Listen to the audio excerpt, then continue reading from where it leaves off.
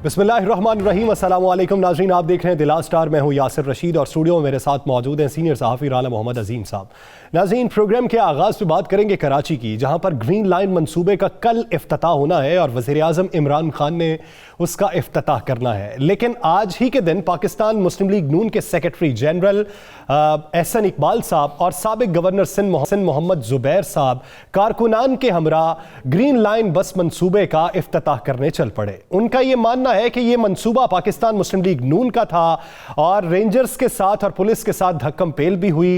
एहसन इकबाल साहब को डंडा भी लगा और उनका यह भी कहना था कि अगर मेरा खून कराची की धरती पर गिरा है तो मुझे फख्र है। उनका यह कहना था कि हमारे मंसूबों पर पाकिस्तान तहरीक इंसाफ तख्तियां लगाकर क्रेडिट लेना चाहती है। वज़ीर आज़म इमरान खान साहब को पैगाम यह है कि वो कराची आने की जहमत ना करें। तो पाकिस्तान मुस्लिम लीग नून के इसी मौक़िफ़ पे बात करने के लिए पाकिस्तान मुस्लिम लीग नून के रहनुमा निहाल हाशमी साहब ने हमें ज्वाइन किया है। निहाल हाशमी साहब, बहुत शुक्रिया आपके वक्त का। निहाल हाशमी साहब, असद उमर साहब का गुफ्तगू करते हुए कहना था कि सड़कें बिछा देने से ऐसा नहीं होता कि मंसूबा आपने मुकम्मल किया है, यहाँ पे अवाम ने पैदल दौड़कर नुमाइश चारंगी तक नहीं पहुंचना था, इसकी तकमील जो है ये हमारी हुकूमत में हुई है, तो क्रेडिट आपका कैसे? तो उनके इस मौक़िफ़ पे आप क्या राय रखते हैं? मैं सबसे पहले तो आपको ये बात बताऊं कि 1915 में जब मैं सेनेटर था तो मैंने प्राइम मिनिस्टर से रिक्वेस्ट की थी, और वो आप आज स्पीच में भी देखेंगे, इफ्तिताही में मैं ही दुआ करवा रहा हूँ। ये मेरा ब्रेन चाइल्ड था, उन्होंने मेहरबानी की, कराची में बहुत सारे मंसूबे लाए और ये मंसूबा हमारी हुकूमत में पाए तकमील को तकरीबन पहुंच गया था। सिर्फ बस आने की देर थी। कायम अली शाह साहब जो उस वक्त वजीर थे, वजीर आला, उन्होंने एक रिक्वेस्ट की प्राइम मिनिस्टर को कि इसको एक्सटेंड किया जाए नुमाइश चौरंगी से आगे जामे क्लॉथ तक। इसकी वजह से थोड़ा सा काम और बढ़ गया। तो ये मंसूबा हमारे वक्त में तकरीबन हो गया था। 90% काम हो चुका था, सारे फंड रिलीज हो चुके थे। बात सारी ये है कि कोई शर्म, कोई हया, कोई एहसास है इस गवर्नमेंट को या असद उमर को या इमरान खान को कि नवाज शरीफ के हर मंसूबे पे आके इफ्तिताही तख्ती लगाते हैं और बजोर ताकत लगाते हैं। इससे पहले 3 इसी रोड पे पुल था, उस पे इन्होंने तख्तियां लगाई। आज साबिक वजीर दाखिला, मौजूदा साबिक चेयरमैन प्लानिंग कमीशन, मौजूदा जनरल सेक्रेटरी PMLN, उस पे आपने कातलाना हमला करवाया और आपने इस्तेमाल किसको किया? रियासती फोर्स को, वजीर दाखिला के खिलाफ, एक्स गवर्नर के खिलाफ। कोई शर्म है इनको? असद उमर को डूब पड़ना चाहिए। बेगाने शादी में अब्दुल्ला दीवाना है कौन ये लोग? कहां से आए ये लोग जो कराची को कभी एक फूटी कौड़ी नहीं दी, कराची के लोगों के साथ कभी वफा नहीं किया, कराची के साथ कभी मोहब्बत नहीं की? ये मुकाबला करेंगे नवाज शरीफ का? निहाल हाशमी साहब, आपने कहा कि आपने बड़ी जज्बाती गुफ्तगू शुरू की हुई है। निहाल हाशमी साहब, ये मुझे बता दें, आपने कहा आप सेनेटर थे, आपने दुआ कराई, आपने ये मंसूबा कराया। आपके दौर में जब मुस्लिम लीग नून की 2 दफ़ा हुकूमत रही तो कितने ऐसे कराची के मंसूबे थे जो आपने मुकम्मल करवाए? जी, बहुत अच्छा सवाल किया आपने। आपको पता है कराची में जब बिजली की कमी हुई, जब लोग बिल बिलाते थे, तो ये नवाज शरीफ था जिसने यहाँ पे 1300 मेगावाट का बिजली घर लगाया और वो आज वहां से रोशनी आ रही। कराची लियारी बाईपास जो 30 साल से 20 साल से अधूरा पड़ा हुआ था, उसे नवाज शरीफ ने कंप्लीट किया। कराची के अधूरा किसकी वजह से बना था और उसको शुरू किसने किया था? निहाल हाशमी साहब, सुन तो लेना। कम मैं अर्ज कर रहा हूँ, हम आपकी बात के ताकि हम जानना चाहते हैं। बेनजीर साहबा के दौर में शुरू हुआ था, सुन ले। किसके दौर में? सुन ले, बेनजीर साहबा के दौर में। तो फिर आपने उनका मंसूबा शुरू किया, मुकम्मल किया, तो तख्ती तो उनकी लगनी चाहिए थी, इफ्तिताह तो पीपल्स पार्टी को करना चाहिए था। नहीं, नवाज शरीफ की तख्ती नहीं लगी है उसमें, सॉरी टू से। किसकी लगी है? तख्ती कायम अली शाह साहब की लगी हुई है। देखिए, इफ्तिताह किसने किया? जी, बिल्कुल कायम अली शाह साहब से, गवर्नर दूसरे। हमने कभी किसी के, ये आप पूछे इमरान खान साहब ने ये बिजली घर जो नवाज शरीफ ने बनाया, K4 का मंसूबा इनिशिएट नवाज शरीफ ने कराया, C3 का मंसूबा नवाज शरीफ ने इनिशिएट किया है। आप कराची, हैदराबाद ये भी कहें कि मोटरवे भी हमने नहीं बनवाया था। प्लीज, नवाज शरीफ ने जितना इस शहर का, और सबसे बढ़ के इस शहर को अमन दिया नवाज शरीफ ने। यहाँ पे लोग कारोबार। निहाल हाशमी साहब, कथा कलामी के लिए माजरत। आप भी जानते हैं, हम भी जानते हैं कि जब हुकूमत तब्दील होती है, नई कोई पार्टी बरसरे इक़्तिदार आती है, तो पिछली दौरे हुकूमत में जो तरक्याती मंसूबे शुरू होते हैं वो कैसे ठप हो जाते हैं। करोड़ों रुपया लगा होता है लेकिन मंसूबे वैसे ही खंडर बन जाते हैं। इतना तो क्रेडिट दें कि जो आपने मंसूबे शुरू किए थे कम से कम तकमील तो पाकिस्तान तहरीक इंसाफ की हुकूमत ने की। नहीं, तकमील इन्होंने तकमील हो चुकी थी। आप क्रेडिट, आप कौन सी गवर्नमेंट की ब्रीफ होल्ड कर रहे हैं? ये शख्स जिसने 30 रुपए आटे को 75 पे पहुंचाया, जिसने कराची के लोगों को बेरोजगार किया, जिसने दोबारा से कराची में बदमनी लाई, क्या बातें कर रहे हैं? किस इमरान खान की बात कर रहे हैं? लोग मजाक उड़ाएंगे आपको और हमारा, अगर इस हुकूमत और इस इमरान खान की हम बात करें। ये झूठ है, ये झूठे हैं, ये नालायक लोग हैं, नाहिल लोग हैं। अच्छा, जरा आगे चलते हैं, जरा थोड़ी सी बात कर लेते हैं। निहाल हाशमी साहब, परसों आसफ अली जरदारी साहब ने आपके कायद मियां नवाज शरीफ को धरती का मुजरम भी करार दे दिया। उन्होंने कहा जो इस धरती पे रहना नहीं चाहता, मरना नहीं चाहता, तो उसका इस धरती से कोई तल्लक नहीं है, वो पाकिस्तानी ही नहीं है, इस धरती का ही नहीं है। ये आप कैसे कह सकते हैं कि उसने मुशर्रफ साहब को ना बोला हो? नहीं, उन्होंने उसके बाद कहा है कि मैं शिकार करने आया हूं शेर का। क्या हो गया निहाल हाशमी साहब, आप तकरीर तो सुने। अगर नहीं निहाल, मैं वजाहत दे देता हूं। अगर उन्होंने नहीं कहा तो फिर ऑपोजिशन लीडर कौमी असम्बली और पाकिस्तान मुस्लिम लीग नून के सदर शहबाज शरीफ साहब ये आज कह चुके हैं कि जो उन्होंने बात की है उन्हें नहीं करनी चाहिए थी, तो फिर उनका इशारा उधर क्यों? मैं भी उनमें कहता हूं कि शेर का शिकार तीर से नहीं होता है। हमने पहले भी तीर को तोड़ दिया और ये बेचारे अब चूंकि खिसियानी बिल्ली खंबा नोचे। जरदारी साहब, ये सियासी चोलेबाजियां चलती है, चलने दें। जरदारी साहब भी इस मुल्क को छोड़ के जा चुके थे 2000 में। जरदारी साहब भी 2000-2001 में जा चुके थे और 2008 में वापस आए थे मोहतरमा की शहादत के बाद। ये इस मुल्क में 8 साल नहीं थे। कोई पूछेगा जरदारी साहब से कि आप कहां रहते थे 8 साल तक? हाशमी साहब, आप ये देखिए कि उन्हीं के साथ आपने ये माजी करीब के अंदर इत्तेहाद बनाया था मौजूदा हुकूमत के खिलाफ। अब क्या इतनी तफरीक पैदा हो गई कि दोनों जमातों को एक दूसरे इतने बुरे लगने शुरू हो गए? नहीं, हमें बुरे नहीं लग रहे हैं, हमें अमल बुरा अच्छा नहीं लगता है। जब आप सेनेट का इलेक्शन होता है तो उसमें आप कोई और किरदार अदा करते हैं। जब बलूचिस्तान का इशू होता है उसमें कोई किरदार अदा करते हैं। अगर आपने कोई बैकडोर डिप्लोमेसी करनी है या अंडर द टेबल कोई मामला करना है तो जरूर करें। कम से कम इनसे बेहतर परवेज इलाही ने एक बात तो कहा था कि मैं बावर्दी 7 बार जिताऊंगा, सदन लेके आऊंगा, 10 बार जितवाऊंगा। अगर जनाब आसिफ जरदारी साहब ने अपने बेटे के मुस्तकबिल के लिए कोई ऐसे गैर जमहूरी कुव्वतों से कोई मामला, कोई मुआहदात करे तो करें, हम रोकने वाले नहीं, हम तो जमहूरी लोग हैं। अच्छा, निहाल हाशमी साहब, जिस तरह आज आप लोगों ने इफ्तिताह किया कि वो आपका मंसूबा था, आपने इफ्तिताह कर दिया।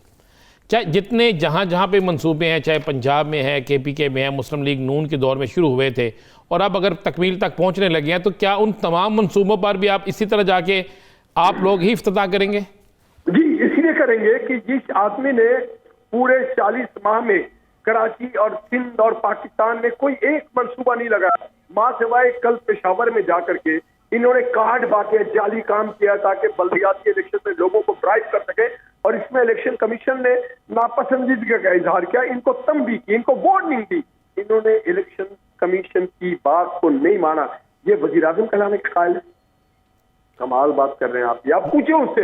निहाल हाशमी साहब, मेरा एक सवाल है, कल को अगर वफाकी सतह पे पाकिस्तान मुस्लिम लीग नून बरसरे इक्तदार आ जाती है तो मौजूदा सूरत हाल के अंदर पाकिस्तान पीपल्स पार्टी और पाकिस्तान तहरीक इंसाफ ने कोई मंसूबे शुरू किए हों और वो आपके दौरे हुकूमत में उसका इफ्तिताह होना हो, तो आप करेंगे या फिर उनको करने देंगे? अगर वो आके करेंगे तो अनारकी की सूरत हाल पैदा हो जाएगी।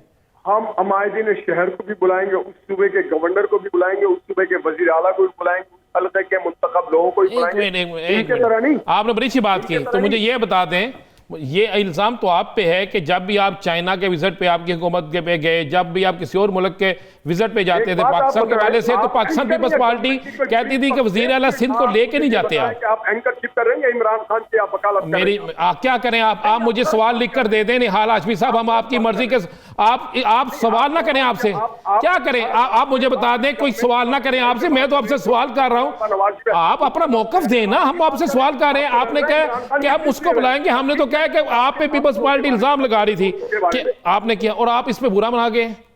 नहीं, बुरा मानने की बात नहीं है। आप चाइना क्या करें मुझे बता दें, आप हमें लिख के भेज दें कि हम आपसे ये सवाल करें, हम वो सवाल कर देते हैं जनाब। परवेज खटक को भी लेके गए थे चाइना, नवाज शरीफ ने कायम अली शाह और मुराद अली शाह को भी लेके गए थे चाइना, नवाज शरीफ ने बलूचिस्तान के वजीर आला अब्दुल मालिक बलोच को भी लेके गए थे चाइना।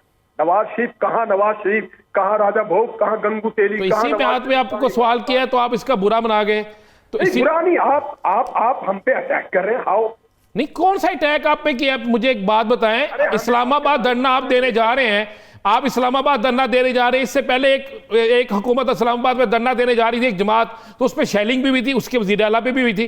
तो अगर हम ये सवाल पूछेंगे फिर आप कहेंगे भाई साफ है, हमने तो सवाल पूछा। भी 14 अगस्त को लॉन्ग मार्च शुरू किया था पीटीआई ने, ये पूछे ना भाई, अगर किया था, अगर उन्होंने किया था तो हम उनसे भी पूछते हैं। तोड़ने आ रहा हूं हर चीज को, मैं वफाक को हिलाने आ रहा हूं। हम वफाक को मजबूत करने वाले लोग हैं, हम वफाक को हिलाने वाले नहीं। अपने इख्तिदार के खातिर मुल्क को दाव पे नहीं लगाते हम लोग। निहाल हाशमी साहब, एक आखिरी सवाल मेरा आपसे बतौर एहतराम सवाल है। बल्दियाती बिल के हवाले से अपोजिशन को तहफ़्फ़ुज़ात हैं सिंध के अंदर, आप क्या समझते हैं? पाकिस्तान पीपल्स पार्टी मौक़िफ़ अपनाती है कि बेनिफिशरी ये सारी अपोजिशन जमातें थी इस बिल की, हम लेके आए हैं तो अब ये बोलने लग गए हैं। तो बल्दियाती बिल के हवाले से पाकिस्तान मुस्लिम लीग नून को क्या तहफ़्फ़ुज़ है? हमने ये इसको रिजेक्ट कर दिया। जो इख्तियार, देखिए वजीर आला मुंतखब होता है, इसी तरह मेयर भी मुंतखब होता है। वजीर आला का एक आवान होता है तो मेयर का भी एक आवान होता है। जितना इख्तियार वजीर आला को, वही इख्तियार मिलना चाहिए मेयर को। वो कराची का हो, लारकाने का हो, नवाबशाह का हो। अगर मेयर मजबूत होगा तो हमारी शहर को तरक्की मिलेगी। अगर मेयर कमजोर होगा तो आप यहाँ पे बादशाहत ना करें। ये पीपल्स पार्टी ने बड़ी ज्यादती की है और वो अपने एक कारकुन को ले जाकर के कराची के एडमिनिस्ट्रेटर बनाती है। इनको पता है कि कभी इस शहर से जीत नहीं सकते। इन्होंने इस शहर में कोई काम नहीं किया है, यहाँ के लोगों के मुलाजमतें छीनी है, नौकरियां छीनी है, कारोबार छीना है। तो ये शहर के साथ ज्यादती कर रहे हैं। जो सच है वो हमें बोलना चाहिए, जो सच है वो बोलना चाहिए। शहर के साथ पाकिस्तान पीपल्स पार्टी ज्यादती कर रही है। मेयर का अपना इस्तिस्वाब राय होता है, उसको इख्तियार दिए जाने चाहिए। बहुत शुक्रिया निहाल हाशमी साहब इस हवाले से अपना वक्त देने के लिए। नाज़रीन, इस पर दीगर अपोजिशन जमातों का भी मौक़िफ़ लेंगे, पाकिस्तान पीपल्स पार्टी का भी लेंगे, और जो उधर की अपोजिशन जमात है पाकिस्तान तहरीक इंसाफ, उसके रहनुमा भी हमारे साथ मौजूद होंगे। कहीं नहीं जाइएगा, स्टे विद अस।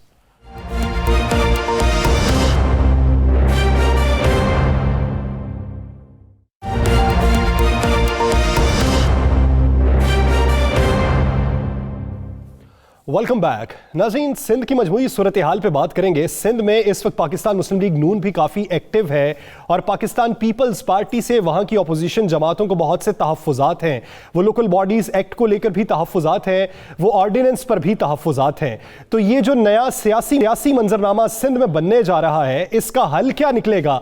तमाम स्टेक होल्डर्स क्या एक मेज़ पर बैठ कर तमाम चीज़ें डिस्कस करके कराची के और सिंध के अवाम के लिए कुछ बेहतर फैसला कर सकेंगे, या सियासत यूं ही जारी रहेगी? इसी बारे में बात करने के लिए पाकिस्तान तहसाफ के रहनुमा आलमगीर खान साहब हमारे साथ मौजूद हैं। पाकिस्तान पीपल्स पार्टी के रहनुमा तैमूर तालपुर साहब हमारे साथ मौजूद हैं। आप दोनों हजरात का बेहद शुक्रिया। आलमगीर खान साहब, सबसे पहले आपकी तरफ आऊंगा।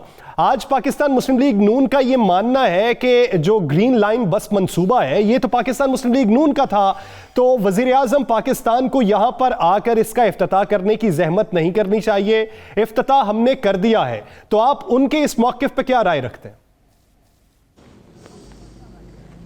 देखें, ये बिल्कुल ठीक है कि इनके दौर में ये मेगा प्रोजेक्ट शुरू हुआ।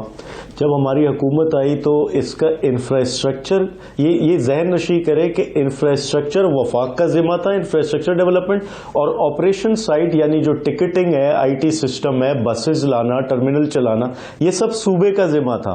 लेकिन जब हमारी गवर्नमेंट आई तो सूबे ने जो ऑपरेशन साइट थी वो भी वफाक के जिम्मे कर दिया। वफाक ने टेक ओवर किया इसको, और आज 3 साल के इसके ऑपरेशंस वफाक के जिम्मे, 3 साल हम चलाएंगे इसको। तो हमने वो चीज तकमील तक लेके गए, और अब कल इंशाल्लाह वजीर आजम साहब आ रहे हैं तो इसका इफ्तिताह होगा, बाकायदा बसेज आपको ऑपरेशनल नजर आएंगी।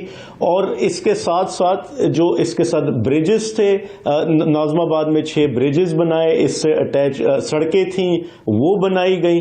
टोटल 23 किलोमीटर का ये सारा रूट है। तो मैं सिर्फ ये बताऊं कि ये जो बात करे तो ऐसे तो एटम बम भी वो भुट्टो के दौर से चला आ रहा था, फिर इनके दौर में फट गया, जिसका क्रेडिट आज तक ये क्लेम करते। तो ऐसे तो पता नहीं कितनी चीजें, पीएचडीपी के जो प्रोजेक्ट्स होते हैं वो 5-5, 10-10 साल प्रोजेक्ट्स होते हैं, मेगा प्रोजेक्ट्स होते हैं। वो असल चीज ये होती है कि किस गवर्नमेंट ने उसको तकमील तक पहुंचाया। कागज पे तो हर हुकूमत प्रोजेक्ट ले आती है। अब ये डैम्स जो बन रहे हैं आज, ये कब से कागज पे मौजूद है, लेकिन किसने इनिशिएटिव लिया, किसने इसको फाल तरीके से पहुंचाया, असल बात वो है।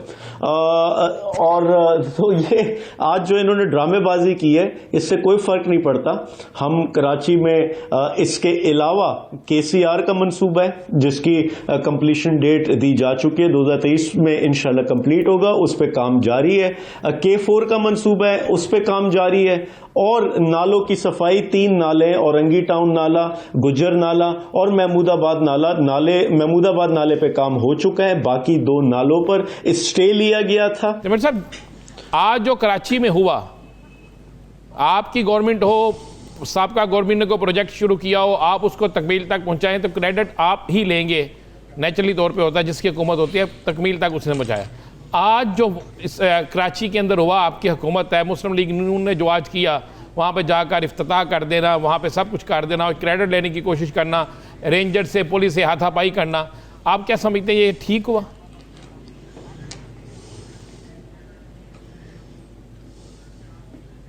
पहली बात तो ये तरीक़ेकार जरा गलत था। हाँ, मैं जरूर ये बात मानता हूँ कि इसमें क्रेडिट जो है वो नून लीग क्रेडिट उनका बिल्कुल था। अगर ये प्रोजेक्ट पीटीआई हुकूमत का होता तो कभी पाए तकमील से पहुंचता ही नहीं, क्योंकि ये तो सिंध को एक मफाक, ये तो मेरे ख्याल से आज तक जितने भी काम मंसूबे हुए हैं उनमें कोई भी काम पीटीआई के सामने आप उनके जिम्मे नहीं कह सकते कि इन लोगों ने कोई भी चीज शुरू की हो, कंप्लीट की हो। इन्होंने कुछ भी नहीं कहा। एक काम इन लोगों ने बड़ा अच्छा किया, जिसके लिए मैं पीटीआई को बड़ी दाद देता हूँ, जो इन्होंने बेनजीर इनकम सपोर्ट प्रोग्राम का नाम चेंज करके और उसका क्रेडिट लेते हैं कि प्रोग्राम है। तो ये सिर्फ चोरी चक्कारियां, नाम बदलना। हमारे अभी उमरकोट में एक रोड था जो नवाज शरीफ, लेकिन ये जो आज हुआ तैमूर भाई, इस पे भी जरा बता दें, उस रोड का भी क्या आप समझते हैं कि ये ठीक हुआ? पहले इफ्तिताह जो है हो चुका था, अभी जो है वहां पर इनके तैमूर भाई जो आज हुआ, जो एहसन इकबाल साहब ने किया है, जुबैर साहब ने किया है, उसी रोड का जो फंडेड प्रोजेक्ट, हर चीज नून लीग के मिला था। नहीं, मैं कह रहा हूँ क्या ऐसा होना चाहिए? ये जो रवायत पड़ गई है, जो रीत पड़ गई है कि ये तरीकेकार सही नहीं है। इस तरह से जोर जबरदस्ती पे काम नहीं चलते। काफी मंसूबे ऐसे हैं ना, मुस्लिम लीग नून के दौर के शुरू हुए, जो पंजाब में मुकम्मल हुए, वहां पे नून लीग ने ऐसा नहीं किया, सिंध में क्यों ये काम नहीं चलते? नून लीग ने भी देखिए, ये सिंध में मफलूज हो गई है नून लीग भी पीटीआई की तरह। आपने देखा, आपने सुना होगा, इनके तलाल चौधरी ने हमारे इलेक्शन में 33,000 वोट उठाने के बाद लाहौर में किस किस्म की गलीज और घटिया जबान इस्तेमाल की हमारी लीडरशिप के लिए। अब अगर मैं चाहूं तो बैठ के नवाज शरीफ समेत, शहबाज शरीफ समेत ऐसी जबरदस्त उनको मैं डायलॉग बता सकता हूँ और ऐसी प्यारी प्यारी गालियां दे सकता हूँ, पर मेरी लीडरशिप की तरफ से मुझे इजाजत नहीं है। और दुख की बात यह है कि अभी तक तलाल ने ना माफी मांगी, ना उनकी पार्टी ने इससे मदद की, यानी कि ये चाहते हैं कि ये अब जालों से गालियां खाएं।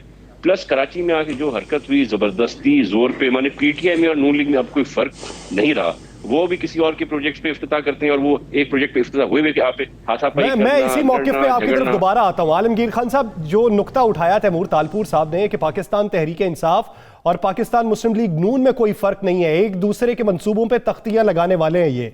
आप ये कहते हैं कि आपकी वो पहली हुकूमत है जिसने 13 साल बाद कराची की भलाई का सोचा है, लेकिन वहां की हुक्मरान जमात आपके बारे में राय कुछ और रखती। देखिए, मैं फिर से कहूं, चले इंफ्रास्ट्रक्चर डेवलपमेंट को 5 मिनट के लिए साइड पे कर दें। जो ऑपरेशंस के काम थे, ये तो सूबाई हुकूमत के थे ना, इन्होंने नहीं किए, वो तो हमने किए ना। इन्होंने अपना जिम्मा हमारे सर डाला, हमने तो उसको फाल तरीके से सरअंजाम दिया। तो अब ये क्रेडिट पीपल्स पार्टी तो देना कि इनका जिम्मा हमने उठाया।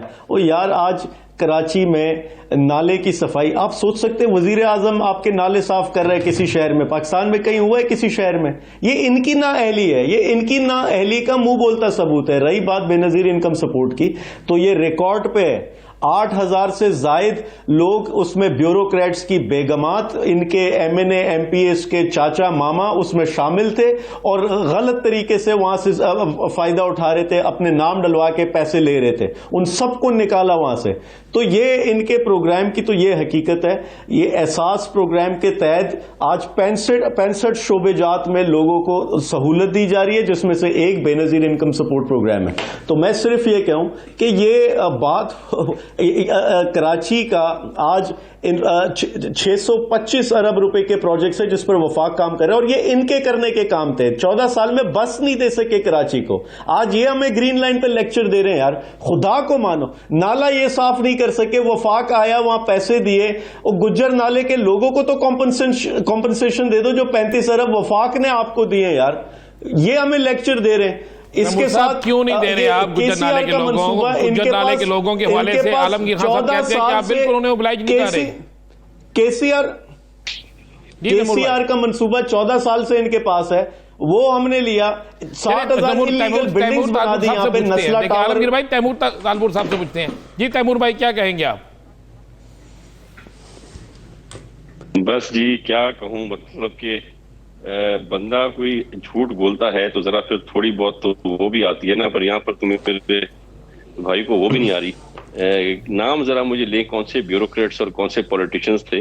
हमने बहुत क्लियर और इतना कंप्लीट सिस्टम बनाया था जिसमें सिर्फ और सिर्फ बेवाओं को पैसे मिलते थे, और वो फाउल प्रूफ उसकी पूरी सिक्योरिटी थी। तो ये बातें ना करें, ये बातें आप इमरान खान साहब से पूछ सकते हैं कि उनकी बहना ने जो है, हमारी अलीमा बाजी ने 40 अरब रुपए कपड़े सीकर कैसे बनाए और कैसे अकाउंट में। आप ये बात देखिए कि जो नाम हज़फ किए गए थे उस लिस्ट में से, जो आपके मुताबिक इनकम सपोर्ट प्रोग्राम के बेनिफिशियरी थे, वो जो नाम निकाले गए थे, पाकिस्तान पीपल्स पार्टी की हुकूमत उनमें से कुछ लोग भी सामने नहीं ला सकी कि ये मुस्तहिक थे, इनके नाम निकाल दिए गए।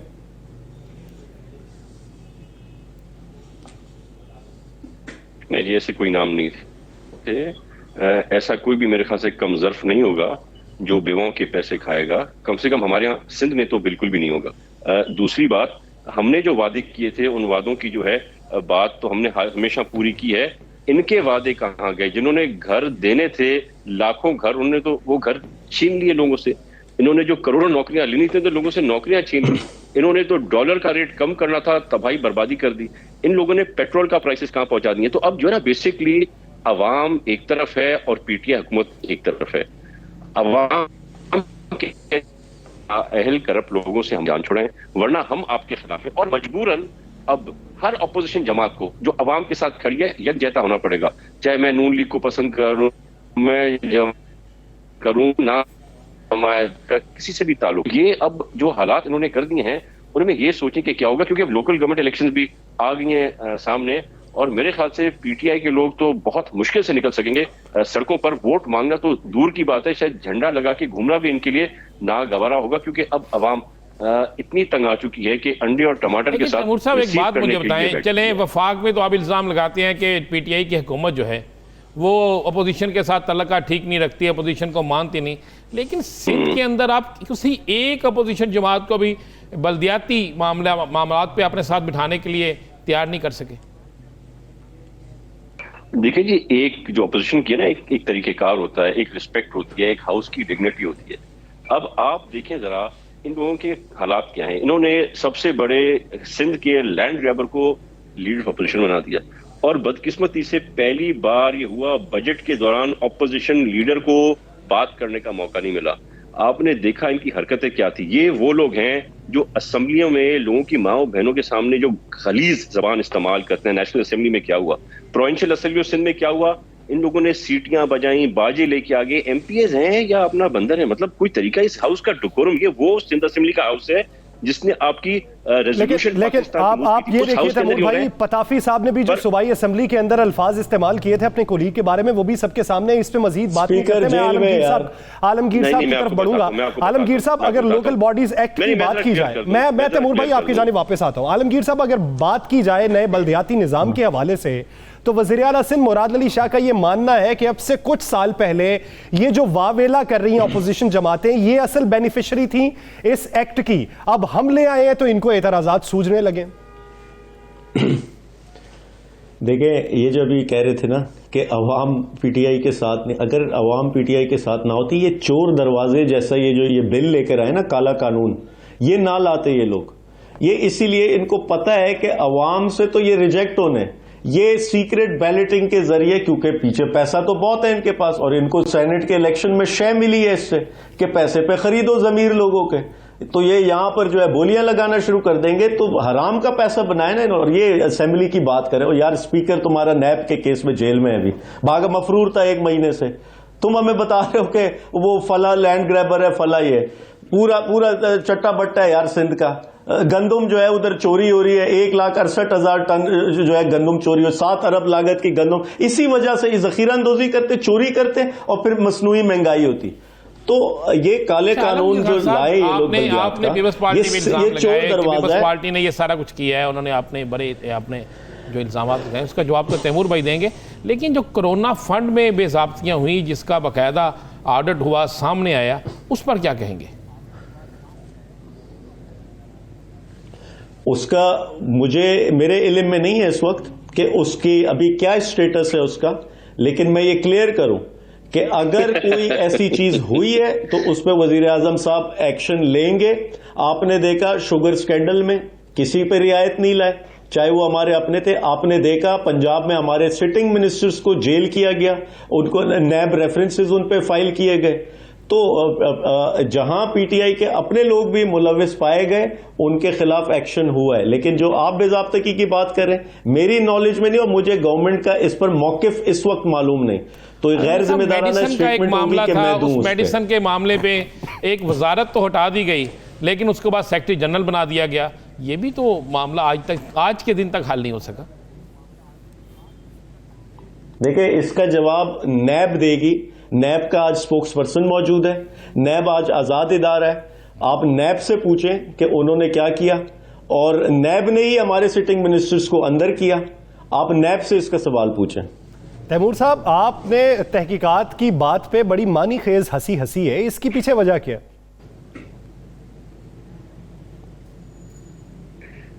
यार, ये जो है ना, वो मजेदार लोग हैं जो खुद करप्शन करते हैं, और नैब की इनकी अंडर होने के बावजूद फिर ये खुद कोर्ट से जाके स्टे ऑर्डर लेते हैं कि नैब इस पे इंक्वायरी ना करे। तो इनके बारे में मैं क्या कहूँ, ये किसी को भी चोर या मैं किसी को भी चोर को, उससे कोई फर्क नहीं पड़ता है। अवाम को पता है कौन चोर है। अली बाबा 40 चोर, यानी कि इमरान खान 40 चोर, 53 मेरे ख्याल से इनके कैबिनेट के मेंबर्स अब हो गए। तो ये सब मिले हुए हैं। पहले लोग कहते थे कि इमरान खान करप्ट नहीं है, उसकी टीम करप्ट है, पर आज पूरी दुनिया को पता है कि इमरान खान भी करप्ट है, क्योंकि खान साहब खुद कहते थे कि जब आपके ऊपर कोई करप्ट नहीं होगा तो नीचे कोई करप्शन कर नहीं सकता। तो ये तो एक मिथ थी जो उड़ गई, खत्म हो गई। मैं जरा आपको ये क्लियर कर दूं, अपने ताफी साहब की बात की थी, उन्होंने जो लफ्ज, कोई ऐसा कोई गाली नहीं दी थी, पर जो उन्होंने लफ्ज इस्तेमाल किया था उस पर एक्शन लिया पाकिस्तान पीपल्स पार्टी की लीडरशिप ने। उन्होंने सस्पेंड की इनकी मेंबरशिप इमरान ताफी साहब की, and at the same time Imran Tafi साहब ने फिर उनको राजी किया, उनसे माफी मांगी। और पीटीआई की हुकूमत क्या करती है, जब ये लोगों की माँ बहनों को गालियां देते हैं तो इनको शाबाशी देते हैं, इनकी तरक्कियां हो जाती हैं। तो ये डिफरेंस ऑफ ओपिनियन है। मैं चाहूँ तो मेरा दिल कह रहा है मैं 4 से लंबी गालियां भी नवाज शरीफ को भी दे दूं, पर मैं नहीं, क्योंकि मुझे मेरी लीडरशिप ये करने की इजाजत। तैमूर साहब, एक लाहौर में बड़ी प्रेस कॉन्फ्रेंस की इलेक्शन 133 के इलेक्शन के बाद, और मुस्लिम लीग नून के एमएनए ने और उनके साथ सारी मुस्लिम लीग नून की क़यादत खड़ी थी।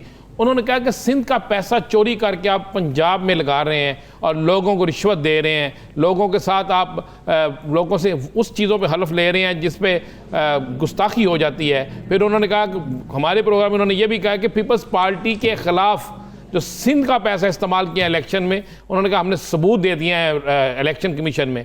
तो आप तो खुद डस्का इलेक्शन में बड़ा शोर डालते थे, ये मुस्लिम लीग नून आपकी तहादी थी, ये जो आप पे इल्ज़ाम लगा रही है इस पर क्या कहेंगे? देखिए जी, नून लीग की इसमें कोई कसूर गलती नहीं है, क्योंकि उनको एक्सपेक्टेड नहीं था कि 5,000 वोटों से हम 33,000 पे पहुंच देंगे।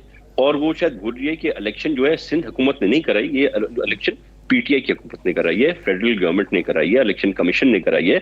और ये जब बंदा बुखलाहट का शिकार हो जाता है तो इसी किस्म के अल्फाज इस्तेमाल करता है, इसी किस्म की बातें करता है। मैं समझता हूँ हमारे पंजाबी जो लोग हैं वो बड़ी गैरतमंद हमारे बहन भाई हैं, और वो मैं समझता हूँ कभी भी इस लेवल पर गिरकर पैसे लेकर वोट नहीं खरीदते, और पैसे देना कोई मजाक की बात नहीं है। 33,000 वोट ये अवाम ने दिया, क्योंकि अवाम पीटीआई से भी तंग आ चुकी है, अवाम नून लीग से भी तंग आ चुकी है। वो चेंज देख चाहते हैं, वो चेयरमैन बिलावल को देखना चाहते हैं प्राइम मिनिस्टर ऑफ पाकिस्तान। और ये तो गेम चेंजर आज है ना।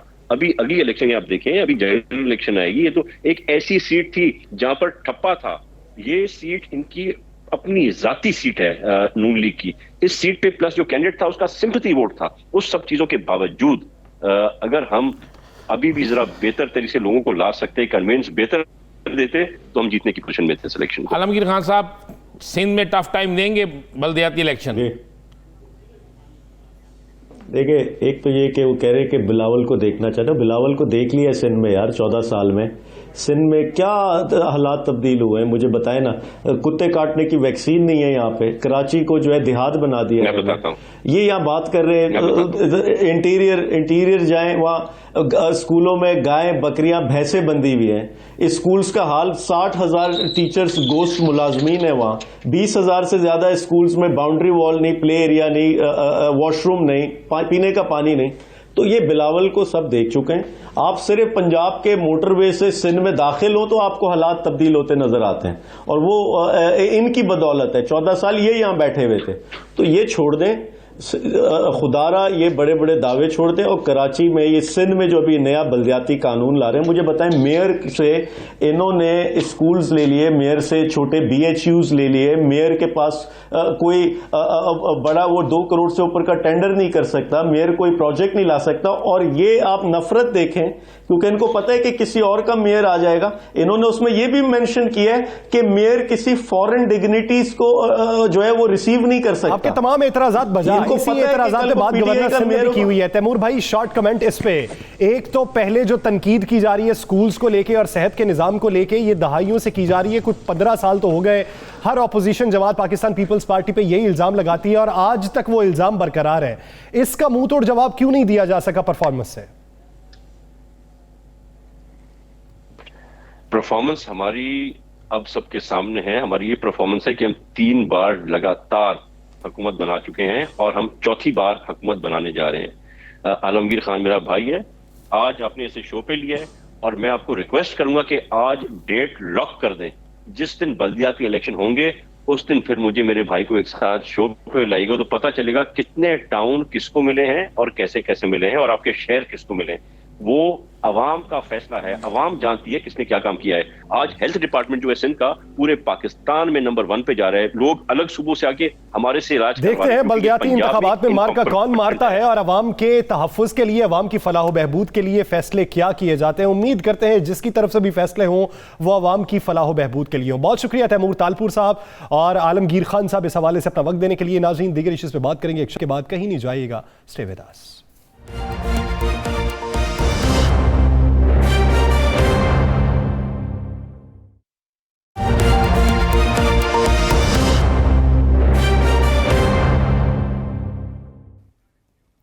Welcome back. नाज़रीन, जिस तरह ब्रेक से पहले बात हो रही थी बल्दियाती इंतखाबात के हवाले से, तो बल्दियाती इंतखाबात के साथ साथ अब तो जनरल इलेक्शन के लिए भी तैयारियां शुरू कर दी गई हैं। हर पार्टी जो है वो अवामी राबिता मुहिम तेज़ करने का फैसला कर चुकी है और इस वक्त ज़मीनी हक़ाइक़ ये हैं कि पाकिस्तान पीपल्स पार्टी और पाकिस्तान मुस्लिम लीग नून ने अवामी राबिता मुहिम का आगाज़ कर दिया है। तो पाकिस्तान तहरीक इंसाफ के मकासद क्या हैं और अब तक उस पर इम्प्लीमेंट कितना हो चुका है? राना साहब की तरफ। राना साहब, क्या पाकिस्तान तहरीक इंसाफ अवामी राबिता मुहिम शुरू करने का जो इरादा रखती है उसमें माजी की निस्बत उन्हें ज़्यादा एज मिलेगा?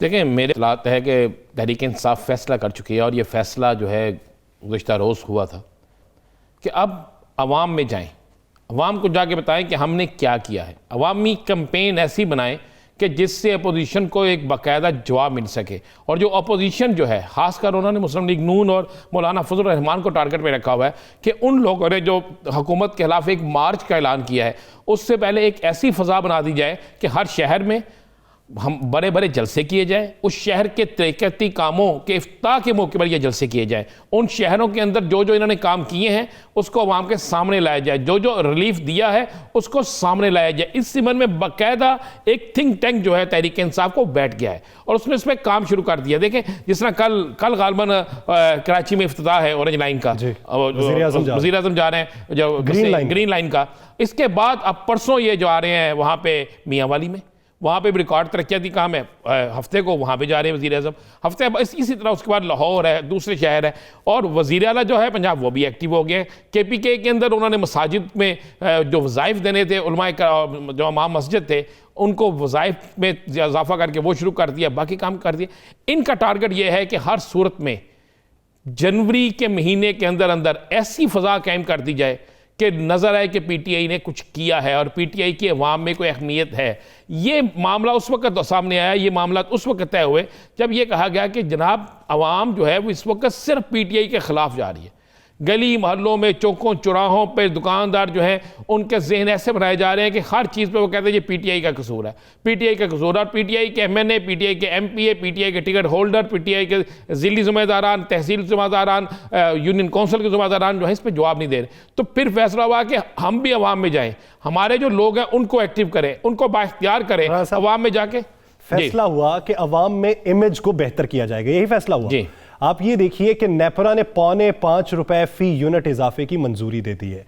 दूध और दही की कीमतें ज़िली इंतजामिया ने 15-15 रुपए बढ़ाई, ये सिंध और पंजाब की बात कर रहा हूं, लेकिन बिक कितने में रहा है? उससे भी ज्यादा रहा है। नान और रोटी की कीमत में इजाफा हो गया।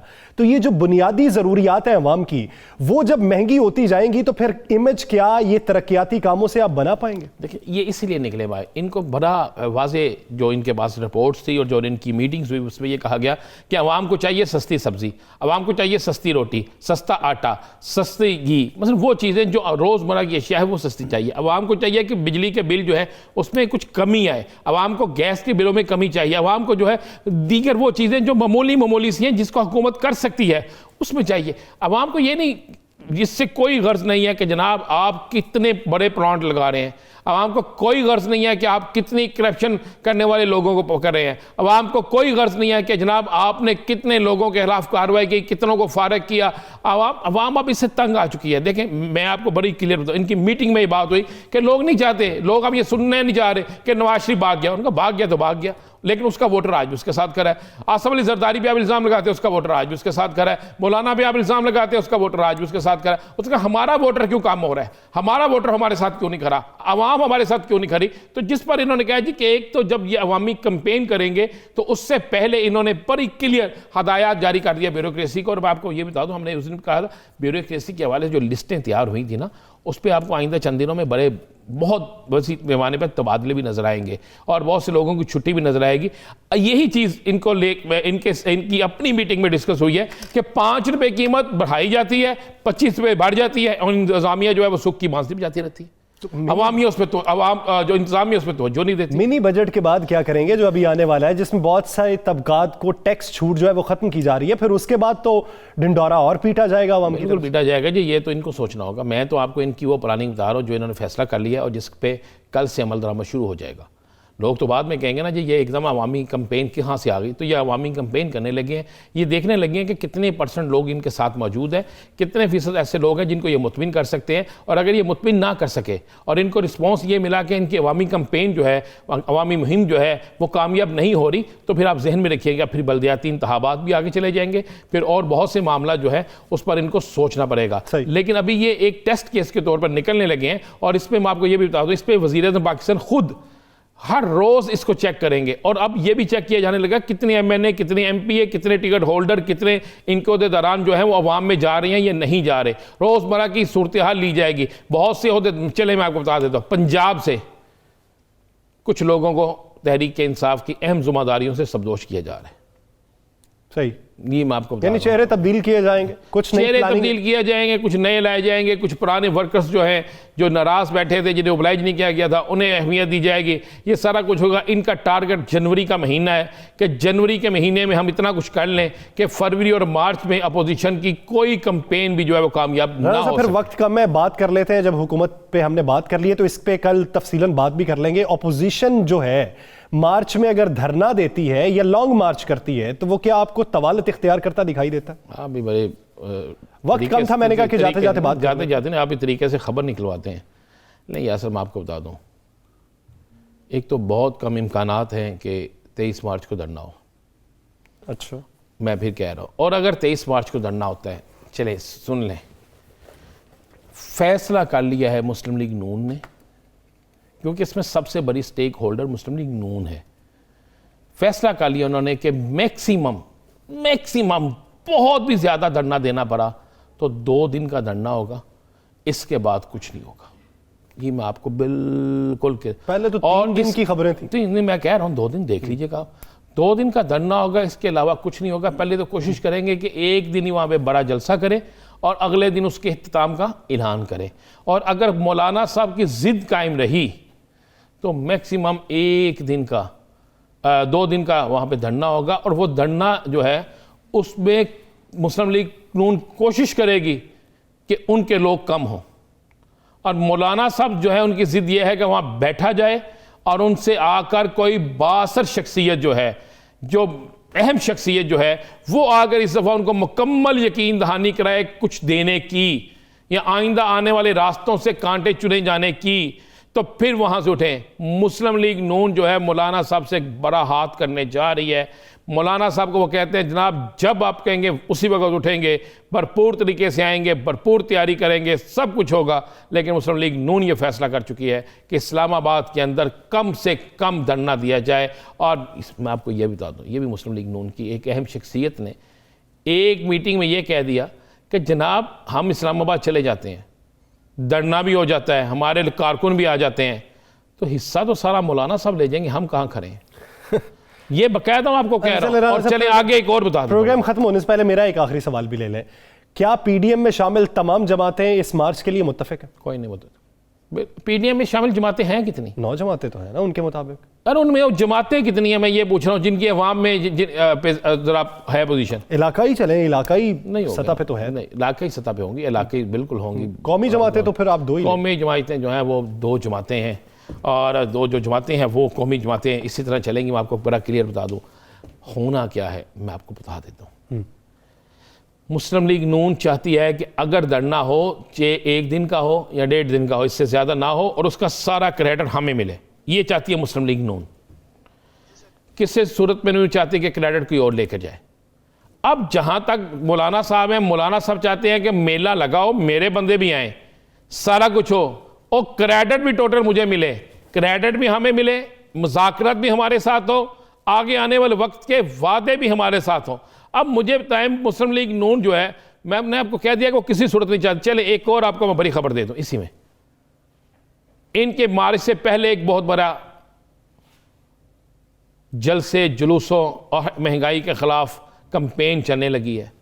वो कैंपेन पाकिस्तान पीपल्स पार्टी चलाएगी, और पीपल्स पार्टी के साथ 2 एक जमातें होंगी, एनपी होगी, और 1-2 और इलाकाई जमातें होंगी, और उसमें वो तासर देंगे।